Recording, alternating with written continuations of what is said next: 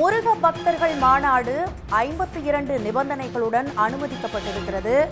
முருக பக்தர்களின் மாநாட்டிற்காக 52 நிபந்தனைகளுடன் அனுமதி அளிக்கப்பட்டிருக்கிறது. மத அமைப்புகளை அரசியலுக்கு பயன்படுத்தினால் நடவடிக்கை எனவும், மத அமைப்புகளை அரசியலுக்கு பயன்படுத்தினால் நடவடிக்கை எடுக்கப்படும் எனவும் ஹைகோர்ட் உத்தரவு ஒன்றை பிறப்பித்திருக்கிறது.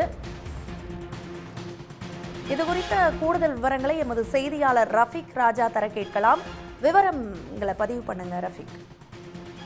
நிச்சயமாக மதுரையில் முருக பக்தர்கள் மாநாடு வருகின்ற 22ஆம் தேதி நடைபெற உள்ளது. இந்த மாநாட்டிற்கு முன்னேற்பாடாக 10 தினங்கள் அந்த மாநாட்டு பகுதிகளில் ஆறுபடை வீடுகளில் மாதிரிகள் அமைக்கப்பட்டு தொடர்ந்து 10 நாள் பூஜைகள் நடத்தி 22ஆம் தேதி மாநாடு நடத்துவது குறித்து மதுரை மாநகர காவல்துறையிடம் இந்து முன்னணி தரப்பில் அனுமதி கோரப்பட்டிருந்தது. இந்த அனுமதி தருவதில் காலதாமதம் ஏற்பட்டதால் உயர்நீதிமன்ற மதுரை கிளையில் முருக பக்தர்கள் மாநாடு மற்றும் அதற்கு முன்னதாக தொடர்ந்து 10 நாட்கள் அறுபடை வீடுகள் குறித்து பல்வேறு பூஜை நிகழ்ச்சிகள் நடத்துவதற்காக அனுமதி வழங்க வேண்டும் என்றுதான் உயர்நீதிமன்ற மதுரை கிளையில் தாக்கல் செய்யப்பட்டது. இந்த வழக்கு என்பது கடந்த வாரம் முழுமையாக விசாரணை செய்யப்பட்டது.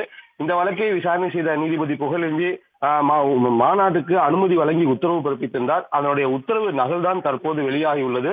இந்த உத்தரவு நகலில் பல்வேறு நிபந்தனைகளை நீதிபதி தெரிவித்துள்ளார்.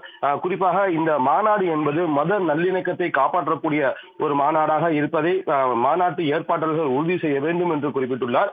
இதுபோல இந்த மாநாட்டிற்கு காவல்துறை தரப்பில் 52 நிபந்தனைகள் விதிக்கப்பட்டிருந்தது. அந்த நிபந்தனைகளில் ஒரு 5 நிபந்தனைகள் தங்களால் நிறைவேற்ற முடியாது, அது மாநாட்டை சீர்குலைக்கும் வகையில் உள்ளது. எனவே அந்த நிபந்தனைகளை தளர்த்த வேண்டும் என்று வழக்கு விசாரணையின் போது இந்து முன்னணி தரப்பில் ஆஜரான மூத்த வழக்கறிஞர்கள் எடுத்துரைத்திருந்தனர்.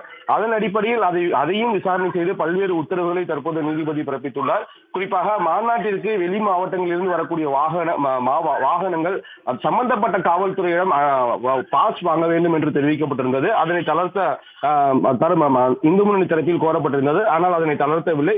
முறையாக பாஸ் வாங்கி வர வேண்டும். அதாவது சம்பந்தப்பட்ட நபர்கள் அனுமதிக்கு விண்ணப்பிக்கப்பட்டு 24 மணி நேரத்தில் கொடுக்க வேண்டும், இல்லை என்றால் உரிய காரணம் தெரிவிக்க வேண்டும் என்று நீதிபதி உத்தரவு பிறப்பித்துள்ளார். அதே போல மாநாட்டு நடைபெறக்கூடிய இடங்களில் ஒலிபெருக்கி அரசு விதித்துள்ள அளவு மட்டும்தான் இருக்க வேண்டும், அதை தளர்த்த வேண்டும் என்று மாநாட்டு ஏற்பாட்டாளர்கள் தரப்பில் கோரப்பட்டிருந்தது. அதனையும் தளர்த்த முடியாது.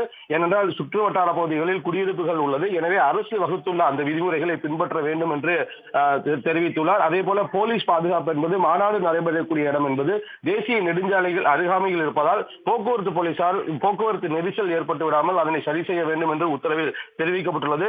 குறிப்பாக இந்த மாநாட்டை பொறுத்தவரை மத அரசியலுக்காக பயன்படுத்தப்படும் என்று பல்வேறு தரப்பிலிருந்து குற்றச்சாட்டு வைக்கப்பட்டது. அதனைத் தொடர்ந்து ஒரு தீர்ப்பையும் நீதிபதி சுட்டிக்காட்டியுள்ளார். குறிப்பாக மத அமைப்புகள் அரசியலுக்காக சில கட்சிகளும் பயன்படுத்தினால் அது தொடர்பாக நடவடிக்கை எடுக்க மத நிறுவன அதாவது தவறாக பயன்படுத்தும் தடுத்தல் சட்டம் 1988 கீழ் உரிய நடவடிக்கை எடுக்கலாம் என்று பல்வேறு உத்தரவுகளையும் தற்போது இந்த நிபந்தனைகளாக விதித்து நீதிபதி தனது உத்தரவில் தெரிவித்துள்ளார். விவரங்களுக்கு நன்றி ரஃபீக். உடனுக்குடன் செய்திகளை தெரிந்து கொள்ள சன் நியூஸ் பெல் ஐகானை கிளிக் பண்ணுங்க.